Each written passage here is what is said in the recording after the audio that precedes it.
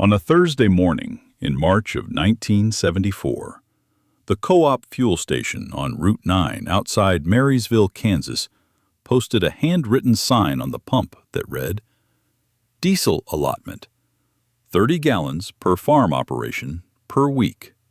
No exceptions." Vern Shadow read the sign twice. He had sold 11 John Deere tractors in Marshall County in the past 6 years. He knew exactly how many gallons those machines burned per hour under load. He pulled out a notepad and did the math on the hood of his truck. The planting window for spring wheat in Marshall County was 11 days. A John Deere 4020 burned 14 gallons an hour pulling a grain drill in heavy ground. 30 gallons a week was 2 hours of work, maybe 2.5. He put the notepad back in his pocket. He did not like the number he had written down. To understand what was happening to the farms of Marshall County in the spring of 1974, you have to understand what had been sold to those farms in the decade before. The John Deere 4020, $9,400 in 1972, the price of a modest house in Marysville, was the most successful farm tractor in American history. It delivered 91 horsepower through a 6-cylinder diesel engine that could pull a 10-foot grain drill across 40 acres before noon. It had hydraulic power steering. It had a closed cab option with a heater. It had a transmission with 8 forward speeds. It was reliable. It was fast. It was everything modern agriculture had promised to deliver. By 1972, every working farm in eastern Marshall County ran on diesel. Every grain drill, every plow, every combine. The county extension office had published a paper in 1969 recommending full mechanization as the economically optimal path for farms over 200 acres. Vern Shadow had framed that paper and hung it in his showroom next to the John Deere brochures. And for 15 years, the logic had been airtight. Diesel was 22 cents a gallon in 1972. A 4020 could plant fields in a day that would have taken a week with horses. The math worked. The system worked. The system worked until the 3rd week of October 1973, when the Organization of Arab Petroleum Exporting Countries announced an oil embargo against the United States. Within 6 weeks, diesel prices had doubled. Within 10 weeks, the federal government had imposed allocation controls on agricultural fuel. By February of 1974, the co-op in Marysville was operating on a weekly allotment system. 30 gallons per farm.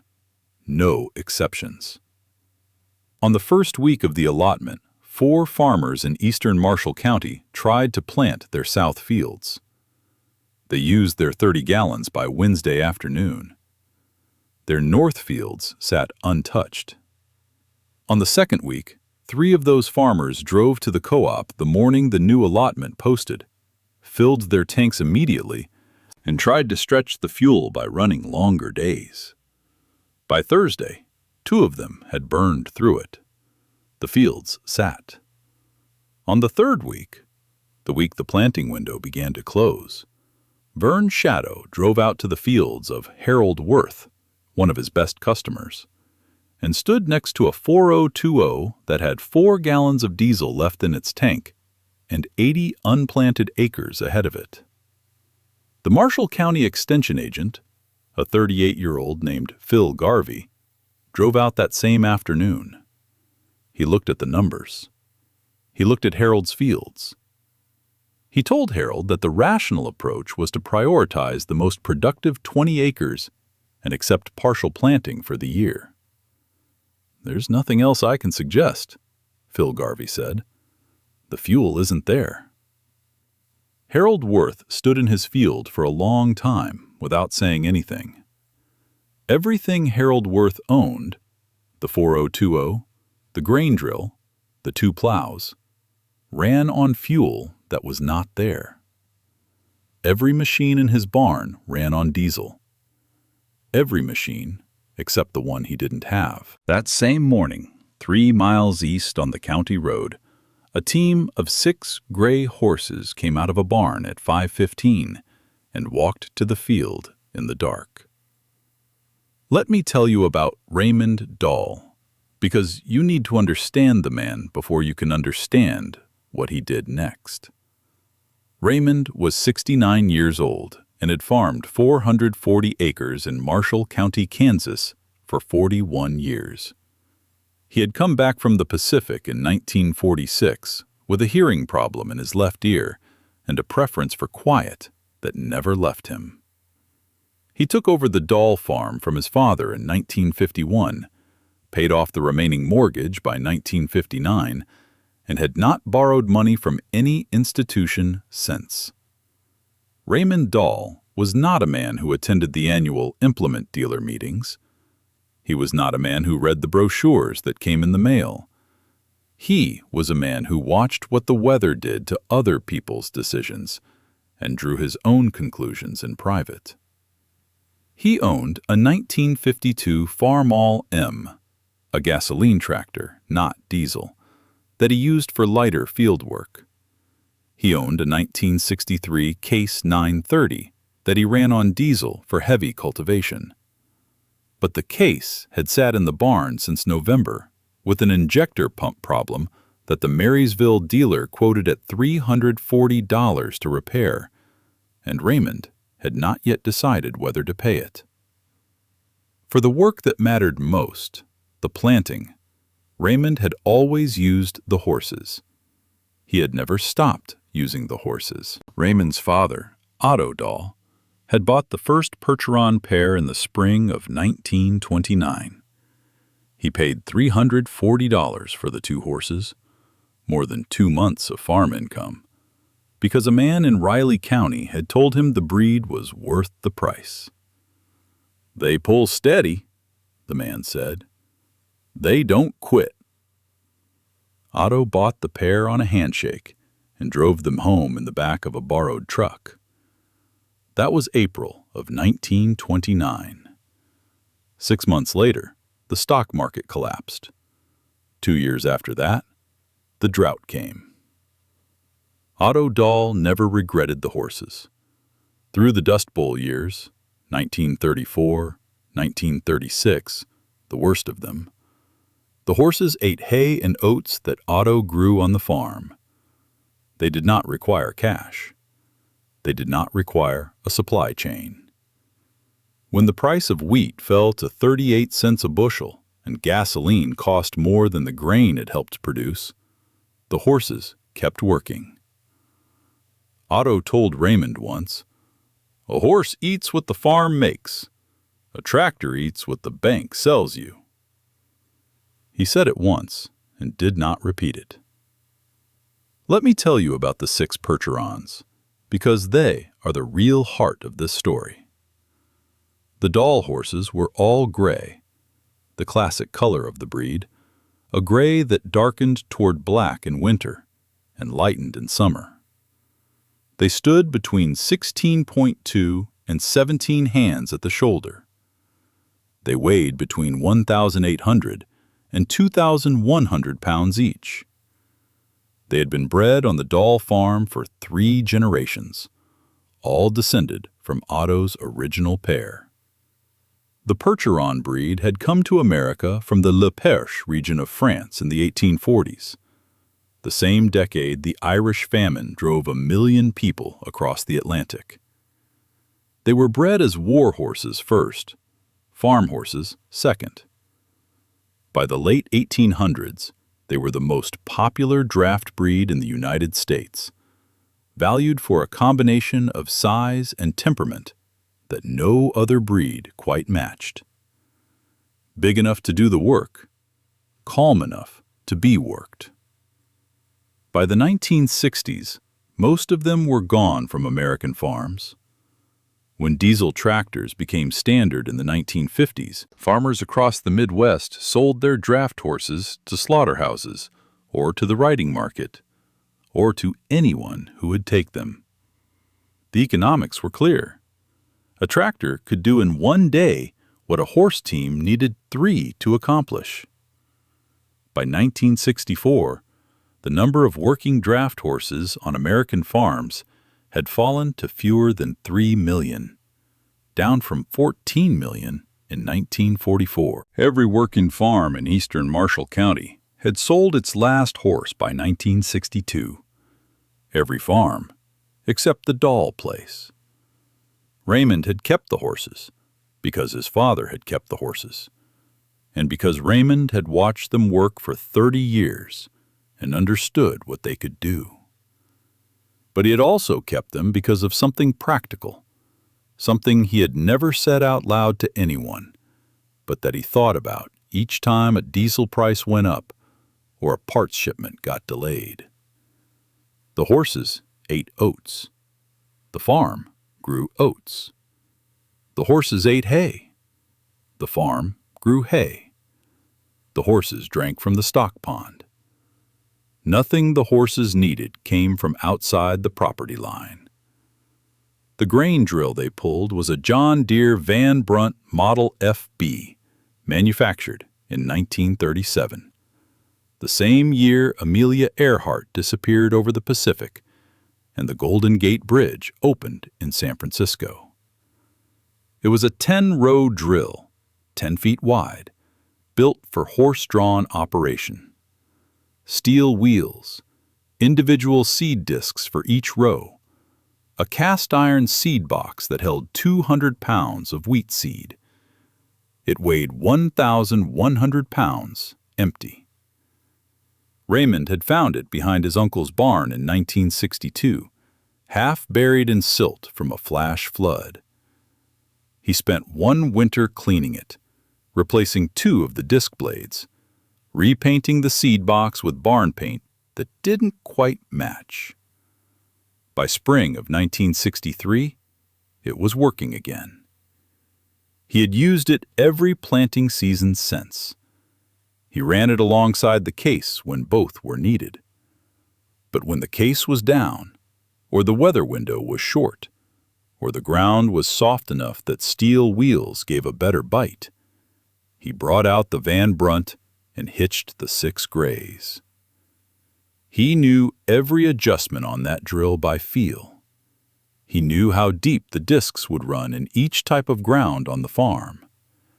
He knew which of the 6 horses pulled left and which pulled right, and how to balance the hitch to keep the rows straight. He had always known the drill could carry him through a bad season. He just hadn't needed to prove it yet. The remark that defined the next 3 years was made at the Marshall County Farm Bureau annual meeting in November of 1971 in the gymnasium of the Marysville High School. Vern Chatto had set up a display near the entrance, a scale model of the new John Deere 4WD articulated tractor, a price sheet for the 4020 Power Shift, and a wall of photographs showing fully mechanized planting operations in Pottawatomie County. Chatto was 47 years old, had run the implement dealership his father founded in 1951, and was the best-known agricultural equipment vendor in a 4-county area. He wore the same tan jacket to every Farm Bureau event and shook every hand in the room before the meeting started. Raymond Dahl sat in the back row, as he always did when he attended meetings at all. When the floor opened for discussion, someone asked about the cost of maintaining draft animals compared to diesel equipment. It was a general question, not directed at anyone. But Chatto answered it, and he answered it toward the back of the room. A man running 6 horses in 1971 is a man who hasn't done the math, Chatto announced. He paused to let it land. Or a man who can't afford to. Another pause. Ray, I'll give you trade-in value on all 6. Put you in a 4020 by spring. Time to retire the carriage horses. The room laughed. Not every person in it, but enough. The kind of laughter that fills the space where silence should be. The name stuck. Within a week, everyone in eastern Marshall County knew about Ray Dahl and his carriage horses. Within a month, it had become a running joke at the co-op on Saturday mornings, at the feed store, at the extension office. Phil Garvey said it to himself when he drove past the Dahl place and saw the horses in the field. Said it with a kind of nostalgic pity that was almost worse than the mockery. Raymond Dahl did not respond. He hadn't complained when Shadow said it in front of 60 people. He hadn't complained when the joke ran for 2 years at every venue in the county. He hadn't even complained when the extension office sent him a brochure in 1973 titled Transitioning to Full Mechanization, a Guide for Small and Mid-Size Operations. He folded his program in half, put it in his shirt pocket, and walked out of the gymnasium without a word to anyone. Before he left, he said one thing to Shadow at the door, quietly, so the room wouldn't hear. "What does a 4020 eat when the fuel's gone, Vern?" Shadow laughed at that, too. Now let me pause here and ask you something. Have you ever held on to something that everyone around you had let go of? A tool, a method, a way of doing things that had worked for as long as you could remember, and had someone use your name as a punchline for keeping it? Have you ever felt the weight of being the only one still standing in a position that used to be common sense? Not because you could win an argument about it, not because you had data in a report, but because you had watched the thing work your whole life. And that watching had convinced you in a way no brochure could reach. Have you ever said nothing, because nothing you could say would be as clear as what you already knew? Raymond Dahl had carried that knowing for 20 years. He carried it the way he carried the seed wheat out to the barn each spring, without ceremony, without announcement, because it was simply the next thing to be done. He was still carrying it on the morning of March 14th, 1974, when the 6 gray horses walked out of the barn before the sun came up. "Every farmer I know switched to diesel 10 years ago," Phil Garvey had said to Raymond the previous autumn during a routine land conservation check. "The economics aren't there for horses anymore." "The economics are there," Raymond said, "when the diesel isn't." Garvey had written something in his notebook and let the conversation move on. But Raymond had meant something specific, and it is worth understanding what he meant. A John Deere 4020 requires diesel fuel. Diesel fuel is refined from crude oil. Crude oil, in 1974, came substantially from Arab member states of OPEC. That supply chain, from Riyadh to the refineries to the co-op pump on Route 9, was 6,000 miles long and controlled by people who had no obligation to keep it running. The Percheron horses required oats and hay. The Dahl farm grew oats, 40 acres of them, harvested each July and stored in the granary. The farm grew hay, 17 acres of alfalfa and brome that Raymond cut twice a year and stacked in the east barn. Everything the horses needed was produced within the property lines of 440 acres in Marshall County, Kansas. The supply chain was 300 feet from the barn door. Let me explain the mathematics, because they are the foundation of this story. 6 Percherons in a properly balanced hitch, what farmers called a 6-horse hitch, could pull a 10-foot grain drill at a walking pace of approximately 3 miles per hour.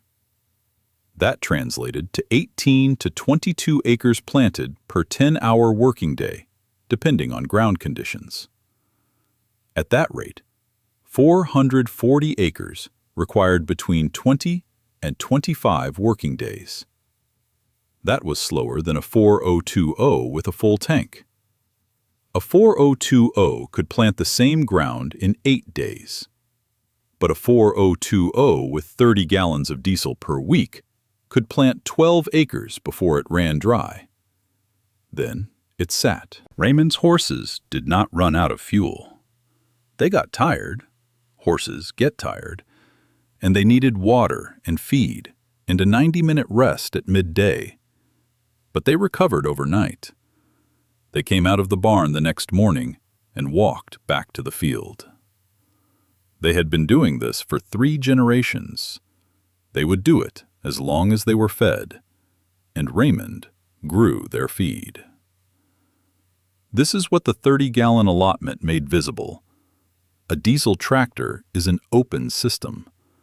It requires inputs from outside the farm, fuel that travels 6,000 miles before it reaches the tank. A horse is a closed system. It runs on inputs the farm itself produces. In normal times, the open system wins. It is faster, it scales, it requires less labor. But in a crisis that cuts the external supply, an embargo, a shortage, a rationing card, the closed system does not slow down. "Running a diesel tractor," Raymond said once to his son Dale, "is like having a well pump that only works when the electric company decides to keep the power on." He paused. "I like a pump I can run by hand." Dale had nodded and said nothing. He had heard some version of this his whole life. He hadn't disagreed exactly. He had just grown up believing the world had moved past the point where it mattered. In March of 1974, the world stopped moving past that point. The Van Brunt had no throttle. It had no ignition. It had no hydraulic system requiring pressurized fluid from a reservoir. It had disc openers, seed tubes, press wheels, and a metering plate that Raymond had adjusted by hand the previous October. It had been doing the same job in the same way since 1937. The antagonist to the Van Brunt was not age. The antagonist was the assumption that a system needing no external inputs was the same as a system that did not work. Those are not the same thing. Let me tell you about the morning of March 14th, 1974, because that is the scene I want you to see. Raymond Dahl was up at 4:50. He fed the horses before he fed himself. Oats from the granary, hay from the east barn, water from the stock tank he had broken ice on the day before. The horses ate in the dark, in the way horses eat, steadily, without urgency, making a sound like slow rain on a tin roof. By 5:15 he had them harnessed. 6 horses, 3 pairs, attached to a 6-horse evener, a wooden spreader bar that balanced the pull across all 6 animals. The harness itself was old. Raymond had bought parts of it new in 1961 and parts of it used in the 1950s. The leather was dark brown, almost black in places, supple from decades of saddle soap and neatsfoot oil applied every spring before planting. Not a crack in it. Not a broken buckle.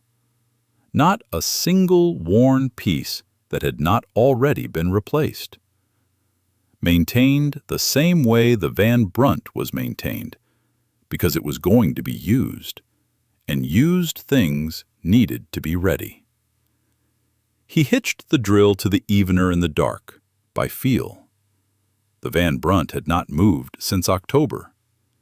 He checked the disc blades by hand, one by one, each one turning freely, each one sharp. He checked the seed tubes. He loaded the seed box with 180 pounds of winter wheat seed and latched the lid. Then he walked to the front of the hitch and clicked his tongue once. The 6 horses moved. No ignition, no throttle, no glow plugs warming up in cold air.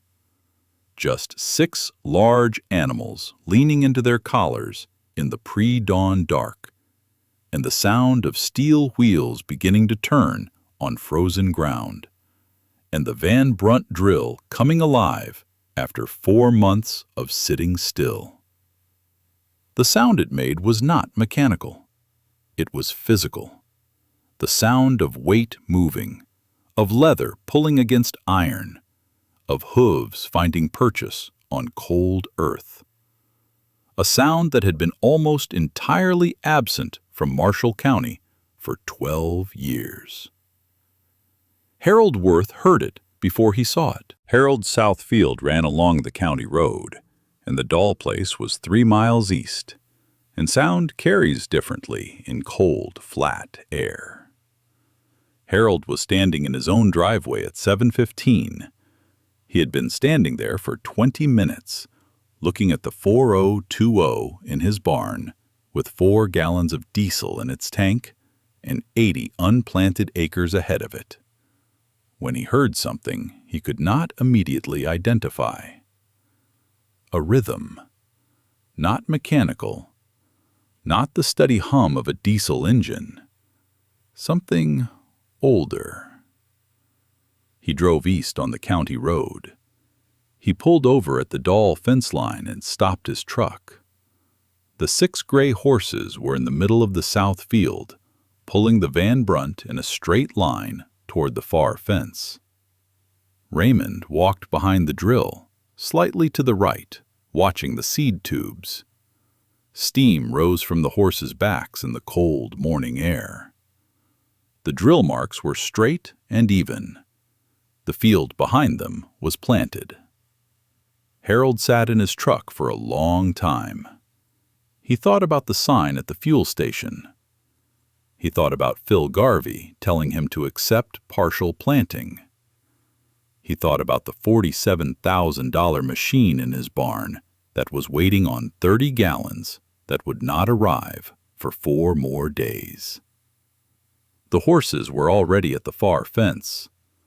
Raymond turned the hitch in a wide arc, a practiced motion, 6 horses responding as a unit, and started back the other direction. Harold watched the second row go in. Vern Shadow drove past the Dahl property later that same morning on his way to check on 2 customers. He saw the horses in the field. He slowed his truck. He stopped. He looked at the Van Brunt leaving its marks in the ground. He looked at the county road ahead of him, where he was going to deliver the same news Phil Garvey had delivered the day before. His smile, the automatic, practiced smile of a man who had spent 20 years selling things, was still on his face. But it had gotten smaller. He drove on without stopping. 4 days later, on a Sunday afternoon, Vern Shadow drove down the Dahl Farm lane. Raymond was in the equipment shed, lubricating the evener after the week's work. He heard the truck, but did not look up. Shadow got out. He stood near the shed door. He looked at the horses in the paddock. He looked at the Van Brunt sitting clean and ready against the shed wall. "Ray," Shadow said. His voice had lost its public meeting quality. "I've got 2 customers who can't get their fuel allocation until next week at the earliest. Planting window closes in 8 days. I was wondering if there was any arrangement that could be made." Raymond set down the grease gun. He looked at Shadow for the first time. His face was calm. His eyes were calm. He gave nothing away. "The horses work 1 farm," Raymond said. "This one." Shadow nodded. "I understand that." He paused. "I was thinking more about whether you'd consider renting the rig out for a couple of days, or—" "The horses work 1 farm," Raymond said again. Not louder, not harder, just again. Shadow's smile had disappeared by then. His face went through several expressions: the start of an argument, the decision not to make it, something that was not quite embarrassment, but was in its neighborhood. "Harold Worth is 3 miles down the road," Raymond said. "I can spare the rig for 2 days on his South 40. That's between me and Harold." He picked up the grease gun. "I don't lease equipment, Vern. I never have." Shadow stood at the door for another moment. Then he walked back to his truck and drove out the lane without leaving his card. He had given Raymond his card twice before, and nothing had ever come of it. Planting on the Dahl farm began on March 11th and finished on March 28th. 18 days, 440 acres. Not rushed, not desperate, not dependent on a sign at a fuel station or a weekly allotment or a parts order from a dealer 3 counties away. Every morning at 5:15, Raymond Dahl fed the horses. Every morning at 5:45, he harnessed them. Every morning at 6, he walked them out to wherever he had stopped the evening before, hitched the Van Brunt, and started the next row. The drill ran on the mechanics it had run on since 1937. The disc openers cut the ground. The seed tubes dropped the wheat at the rate Raymond had set the previous fall when he adjusted the metering plates. The press wheels firmed the soil behind each row. Everything in sequence. Everything as it had always been. On the first day, he planted 19 acres. On the second, 22. The ground in the north section was heavier, and on the third day he made 28 miles of row in 9 hours of work before he turned the hitch and walked home in the dark. The horses sweated. They breathed hard on the uphill stretches. At noon, Raymond stopped for 90 minutes, unhitched them, watered them from the portable tank on the flatbed wagon, gave each horse 4 quarts of oats and as much hay as it wanted, let them stand. Then he reharnessed and went back to the field. He had not complained when the fuel allotments came. He had not complained when Chateau called them carriage horses in front of 60 people. He had not complained when the extension office sent him the modernization brochure. He just went back to the field. Every farm that ran on diesel in eastern Marshall County had, by the end of the first week of the planting window, burned through at least 1 full weekly allocation and was waiting for the next. Harold Worth had planted his 30 most productive acres and stopped. Phil Garvey's partial planting bulletin had been read, reluctantly, by 7 farm operators in the eastern quarter. Raymond was on his 250th acre. Neighbors drove past the Dahl fence line. Some stopped. Most slowed and looked, not with the laughter of 3 years ago, not with the nostalgic pity of better times, but with the particular silence of people watching something they had dismissed, still working. For a moment, in those first days of the planting window, when the diesel farms were still hoping the allotment would increase or the embargo would lift, it had not yet been clear what the difference would mean. Then the planting window started to close. Every day a field went unplanted in the critical window was a day subtracted from the harvest. Winter wheat planted 10 days late in Kansas yields less, consistently, measurably, predictably less. The soil profile is different. The moisture is different. The growing degree days are different. Kansas State Extension Research put the penalty at 15 to 20% per week of delay in the critical window. The numbers were not abstract. They were the difference between a farm that made it through the year and a farm that did not. By March 19th, the 8th day of the planting window, 3 farms in the eastern quarter had not planted a single acre. 5 more had planted less than half. Every one of them was waiting on fuel that would not arrive in time. Every farm in eastern Marshall County was behind schedule. Every farm except the Dahl place. Raymond Dahl was on his 375th acre. He planted the north section last, the heaviest ground, the longest poles. The horses worked harder there.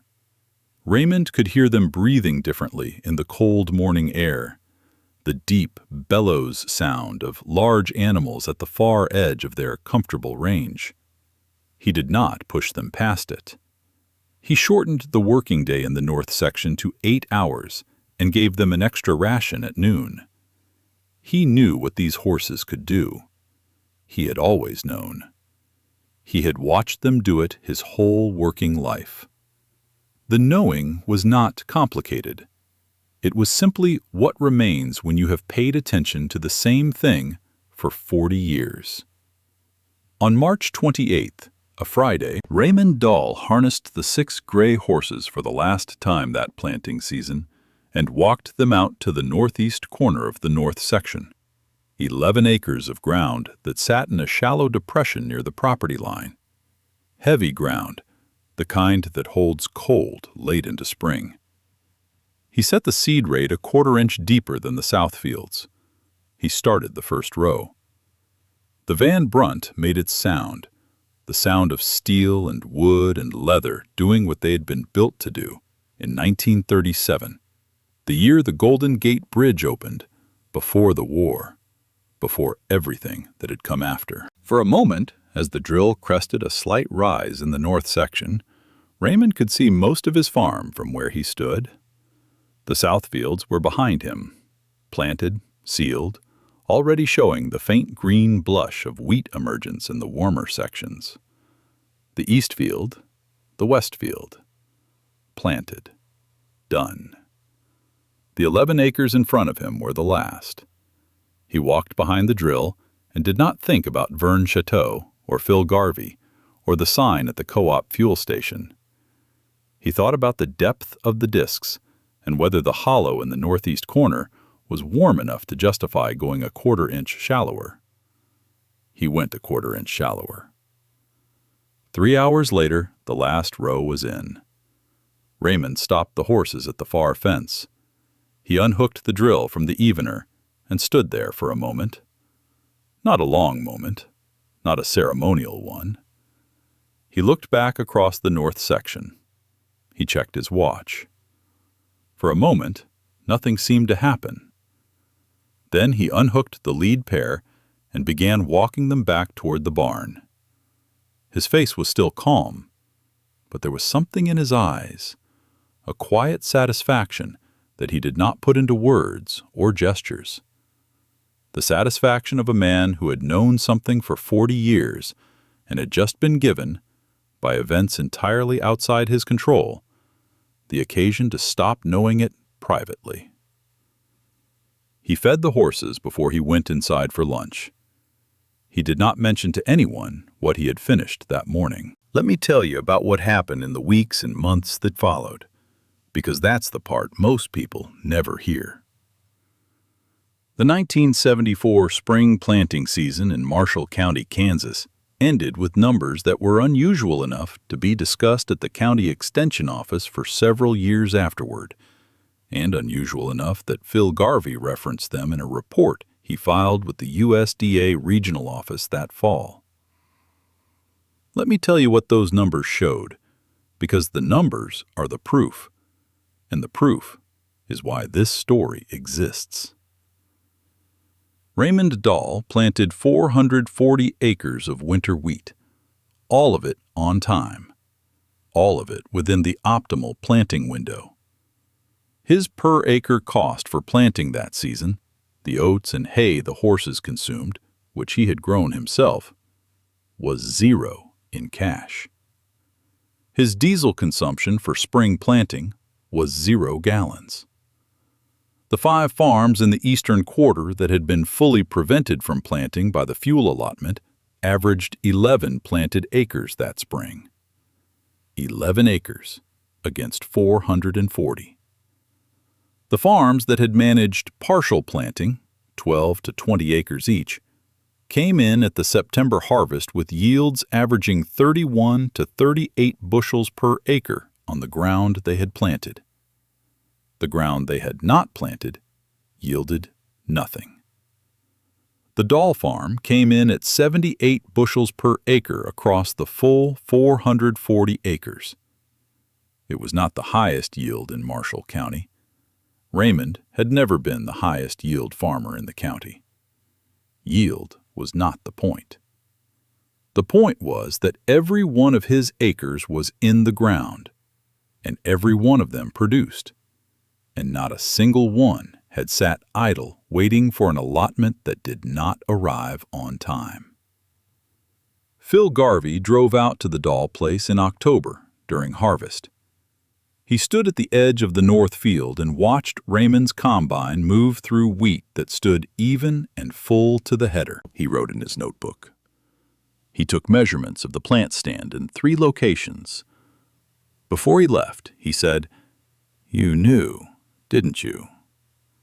Raymond looked at him. "I watched," Raymond said. Vern Shadow did not come back to the Dahl place that year. He had his own difficulties. 3 of his best customers had not made their equipment loan payments on time.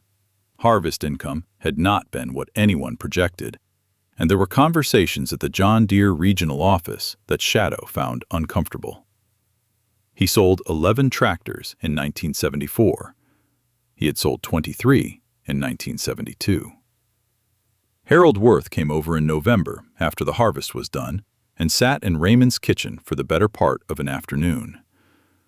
He had planted 30 acres that spring and harvested 30 acres. He did not talk about what he had not planted. He asked Raymond about the horses, what the maintenance costs ran, how long a Percheron worked before it needed replacing, whether the old Van Brunt drill could handle the ground in his south section. Raymond answered each question directly. He did not say he had told anyone anything. He did not reference the 1971 Farm Bureau meeting or the phrase carriage horses or any of the 3 years the joke had been running at the co-op. When Harold stood up to leave, he stopped at the door. "I should have asked different questions a long time ago," Harold said. Raymond refilled his coffee cup and set it back on the table. "Sit down, Harold," he said. "Coffee's still hot." Harold sat back down. In the spring of 1975, Harold Worth bought a pair of Percheron mares from a breeder in Riley County. He borrowed the Van Brunt drill from Raymond for that planting season until he found one of his own at an estate sale in Pottawatomie County for $210. Nobody called it carriage farming. Raymond Dahl planted 440 acres that spring, too. He was on his 392nd acre when the diesel allotment restrictions were officially lifted. He didn't notice. This story draws from real American agricultural history. The 1973 Arab oil embargo, the federal fuel rationing program of 1973 to 74, and the documented decline of working draft horses on American farms from 14 million in 1944 to under 3 million by the mid-1960s. The John Deere 4020 and the John Deere Van Brunt FB grain drill are real equipment. The Percheron breed's history and working characteristics are accurately represented.